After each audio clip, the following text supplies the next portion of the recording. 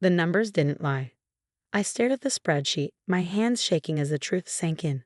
$23 million systematically drained from our family's company over 8 years, and all signs pointed to one person, my sister Victoria.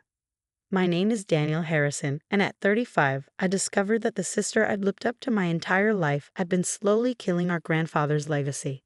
Harrison Manufacturing wasn't just a company, it was our heritage. Grandpa built it from nothing, turning a small machine shop into one of the largest manufacturing firms in the Midwest. When he passed away 5 years ago, he left the company to his 3 grandchildren, me, Victoria, and our younger brother Thomas. Victoria took the role of CEO. She was the oldest, the smartest, the one with the MBA from Wharton. I handled operations, keeping the factories running smoothly. Thomas, fresh out of college, became our head of sales. It should have been perfect, but something wasn't right. Despite steady orders and full production lines, our profits kept shrinking. Victoria blamed the economy, rising costs, aggressive competitors. Her explanations always sounded reasonable, backed by complex financial reports that made my head spin. "This is why I handle the money, Danny," she'd say with that condescending smile. "You just focus on keeping the machines running." I did, for years. Trusted her judgment, accepted her expertise. Even when we had to start laying off workers, even when we had to take out loans to cover payroll, I believed her assurances that things would turn around. Then came the wake-up call. Mike Stevens, our factory foreman for 20 years, came to my office looking worried. "Mr. Harrison," he said, closing the door behind him. "Something's not adding up. The materials we're ordering, the production numbers, they don't match what's being reported to corporate." He handed me a stack of papers, production logs, inventory reports, shipping manifests. I spent all night comparing them to the official numbers Victoria had been reporting. The discrepancies were staggering. That's when I started digging deeper, staying late at the office, reviewing years of financial records. I hired a forensic accountant under the guise of streamlining operations. What she uncovered made me sick. Victoria had created an elaborate scheme of fake vendors, inflated costs, and diverted payments.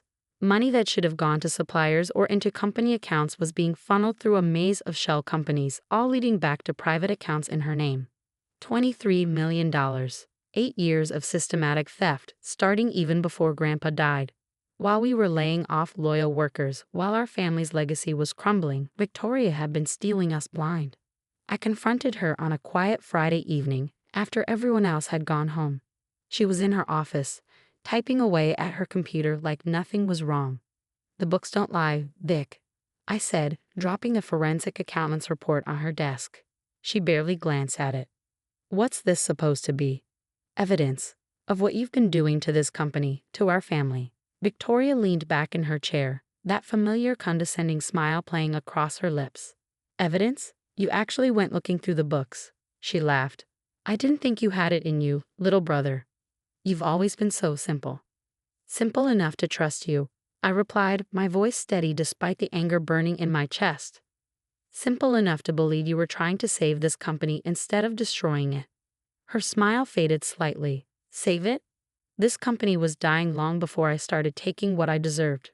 Grandpa's methods were outdated, his vision too small. I just made sure I got something out of it before the whole thing collapsed." "You really believe that? That you deserve to steal from your own family?" Victoria stood up, her composure cracking. "I deserve everything. I'm the one with the education, the business sense. You and Thomas, you're just riding on my coattails, too stupid to see what's really going on." "Maybe we were," I admitted. "But not anymore." I turned to leave, but her voice stopped me. "What are you going to do, Danny? Tell Thomas? Go to the police? You've got nothing but paper and speculation. I've covered my tracks too well." I looked back at her, seeing not my sister but a stranger wearing her face. "We'll see about that." What Victoria didn't know was that I'd already set things in motion. The forensic accountant's report was just the beginning. I had emails, bank records, testimony from employees who'd noticed irregularities. More importantly, I had proof that she'd been preparing to pin everything on me and Thomas if anyone ever started asking questions. That night, as I sat in my home office reviewing the evidence one more time, I thought about Grandpa. About the company he built with his own hands, the legacy he trusted us to protect. Victoria hadn't just stolen money. She betrayed everything our family stood for. The next step would change everything. But I couldn't hesitate. Not anymore. I picked up my phone and dialed the number I'd been holding onto for days. Agent Phillips, this is Harrison. I'm ready to make that statement now. The first 48 hours after contacting the FBI were a delicate dance. I had to maintain normalcy at work while Agent Phillips and her team built their case. Victoria, ever confident in her superiority, didn't suspect a thing. The quarterly numbers are looking rough, she announced during our management meeting, shooting me a smug look. We may need to consider more layoffs. I kept my expression neutral, knowing that across town, federal agents were combing through bank records and following her money trail. The evidence was damning: fake invoices, shell companies, forged signatures. Victoria had been meticulous in her theft, but her arrogance made her sloppy. Thomas was the wild card. Our younger brother idolized Victoria, believed everything she said. I needed to open his eyes before she could turn him against me.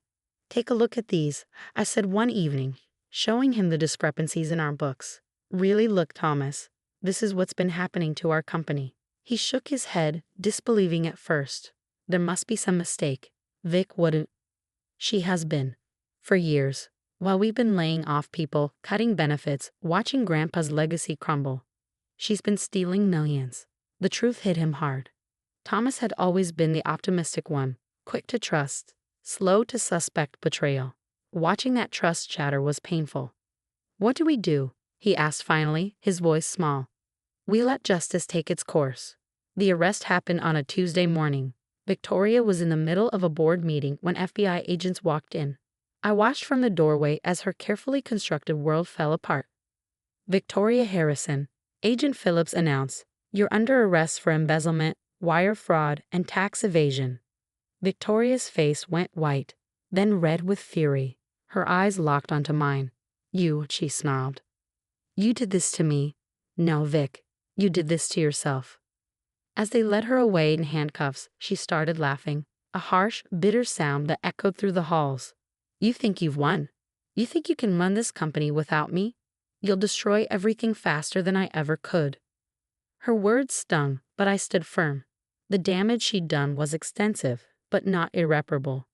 We'd rebuild, the right way this time. The aftermath was chaos. News of Victoria's arrest spread quickly through the industry. Clients called, worried about their contracts. Banks wanted emergency meetings about our loans. Employees whispered in corners, wondering if their jobs were safe. Thomas and I worked around the clock to stabilize things. We brought in auditors to go through every account, every transaction. The full scope of Victoria's theft became clear.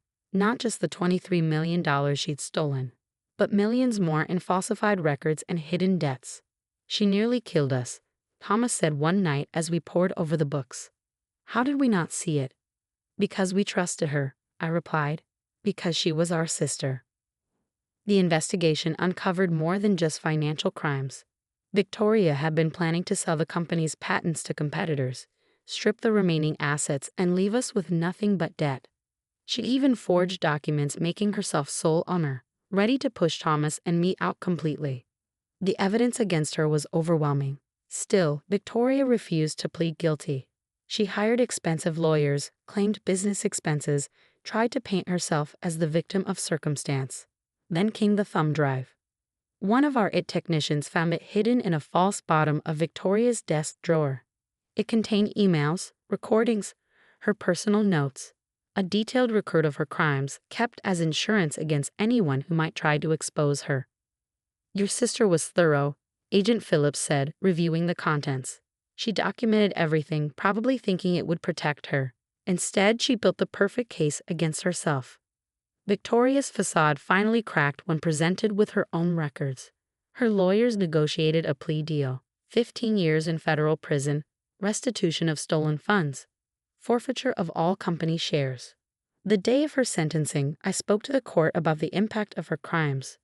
Not just the financial damage, but the betrayal of family trusts, the workers who lost their jobs, the legacy she nearly destroyed. Victoria didn't look at me once. The rebuilding process was harder than I imagined. With Victoria gone, I stepped into the role of CEO, while Thomas took over operations. We had to make tough decisions, selling assets, restructuring debt, rebuilding trust with suppliers and customers. Every day brought new challenges. Victoria's theft had left deep wounds in the company's finances. We discovered unpaid vendors, defaulted contracts, and damaged relationships that would take years to repair. But we also found strength we didn't know we had. Your grandfather would be proud, Mike Stevens told me one morning as we walked the factory floor. You're bringing his company back to life. The workers who'd stuck with us through the hard times showed incredible loyalty. When we explained the truth about the layoffs and financial troubles, many offered to take temporary pay cuts to help keep the company afloat. 6 months after Victoria's arrest, we held a company-wide meeting. The mood was tense. Everyone knew we were still struggling. I won't lie to you, I said, standing before our employees. The road ahead is tough. But Harrison Manufacturing isn't just a company, it's a family. And families stick together through hard times. We unveiled our recovery plan, transparent finances, profit sharing for employees, investment in new technology. More importantly, we promised no more secrets, no more hidden agendas. The first letter from Victoria arrived a year into her sentence. She wrote about regret, about wanting to make amends. I read it once, then filed it away unanswered. The second letter came 6 months later, full of accusations and blame. According to Victoria, our parents' favoritism, our grandfather's outdated views, society's pressure, everything and everyone was responsible for her crimes except herself. Thomas wanted to respond, to defend our family's name. I stopped him. She's not the sister we knew anymore, I said. Maybe she never was. 3 years after Victoria's arrest, Harrison Manufacturing turned its first real profit since before the theft. We'd scaled down, focused on quality over quantity, rebuilt our reputation piece by piece. The day we paid off the last of Victoria's stolen millions, I visited Grandpa's grave. The morning was quiet, misty, the kind of day he loved best. We did it, Grandpa, I said softly. We saved your legacy. Thomas joined me later, carrying 2 cups of coffee.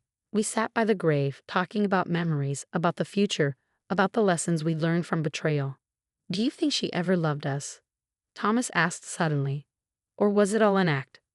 I thought about Victoria, not the criminal in prison, but the sister who taught me to ride a bike, who'd helped Thomas with his homework, who'd once seemed invincible to us both. I think she loved the idea of us, I said finally. As long as we stayed in the roles she assigned, the simple brother, the naive brother, the supporting characters in her story. But we wrote our own story instead. Yes, we did. Today, 5 years after Victoria's crimes came to light, Harrison Manufacturing is stronger than ever. We're smaller than we were, but more stable, more ethical, more true to Grandpa's vision. Victoria will be eligible for parole in 3 years. Sometimes I wonder what she'll do when she gets out, whether she'll try to contact us, to explain, to justify. But those thoughts don't keep me awake anymore. Last week, we hired Mike Stevens' daughter as our new financial controller. When I handed her the keys to her office, she looked at me seriously. I won't let you down, Mr. Harrison. I know you won't, I replied. And please call me Daniel. We're family here. Because that's what we are now, not just a company, but a true family. One built on trust, transparency, and the understanding that some things are worth more than money. Victoria never understood that. She saw Grandpa's legacy as something to exploit, to drain until nothing was left. She didn't realize that real wealth isn't just about numbers in a bank account. It's about the lives you touch, the trust you build, the legacy you leave behind. Sometimes when I walk the factory floor, I catch glimpses of Grandpa in the old machines he loved, in the photos on the walls, in the spirit of the place he built. We may not be the biggest manufacturer anymore, but we're honest, we're strong, and we're together. And that's worth more than all the millions Victoria stole.